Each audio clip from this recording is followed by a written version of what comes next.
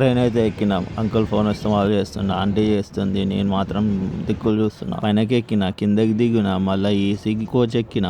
ఇది మాత్రం వస్తుంది ఎడిటింగ్ తర్వాత. బ్లూ లైట్ నైట్ ఫీలింగ్ గట్టిగా వస్తుంది కదా దీన్ని చూసాక. ఇక విండో వెనకాల చూస్తే ఉరుకుతుందిరా దేశం, మనమే అక్కడ ఉన్నాం. విండో సీన్ పెట్టిన, ఎందుకంటే అందరికి ఇదే చూస్తారు కాబట్టి. స్టేషన్ చూపించిన, బస్ ఎక్కిన, దాని తర్వాత ఇక రోడ్లు చూపిస్తున్నా. రే ఫాలో చేస్తారు బై ట్రాఫిక్ రూల్ ఇల్లు, ఎవరో కూసురు పైన.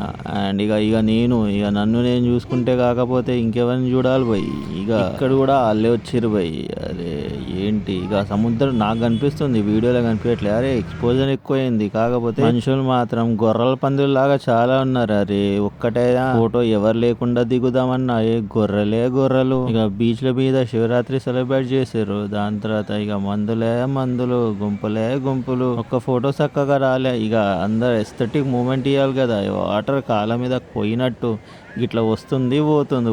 అది చూడేగా ఇక ఇది రాబోయ్ బీచ్ అంటే. ఇక అది ఏ బీచ్ కమెంట్ చేసి చెప్పుర్రా చూస్తా దమ్ముంటే.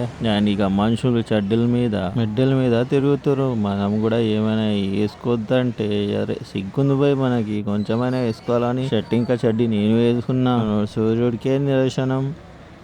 జూమ్ గిట్లా మస్తు పని చేస్తుంది ఇందులో. ఐఫోన్ తీసుకున్నా కానీ వద్దు, మన ఫోన్ జిందాబాద్.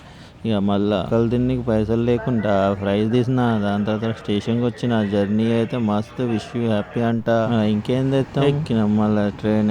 ఈ వీడియోలో అయితే గిట్లా ఎట్లా పడితే అట్లా తీసినా కానీ మళ్ళీ ఏ ట్రాన్సిషన్ చూపించిన ఏమనుకుంటుర్రా.